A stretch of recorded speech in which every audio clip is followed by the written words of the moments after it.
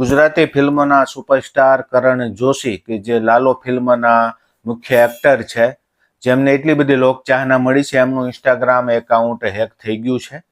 Hack થયા પછી એમાંથી અશ્લીલ મેસેજો પણ બીજી મોડેલોને ગયા છે. એના માટે એમને સ્પષ્ટતા કરવી પડી કે મારું ઇન્સ્ટાગ્રામ એકાઉન્ટ હેક થયું છે. વિચાર કરો, એટલો મોટો સુપરસ્ટાર છે, કદાચ એમનું એકાઉન્ટ કોઈ ટીમ પણ મેનેજ કરતી હોય, છતાં પણ એમનું એકાઉન્ટ હેક થયું છે. એટલે બધા મિત્રો ખાસ ધ્યાન રાખજો કે દર મહિને ઇન્સ્ટાગ્રામ એકાઉન્ટનો પાસવર્ડ ચેન્જ કરવાનો છે.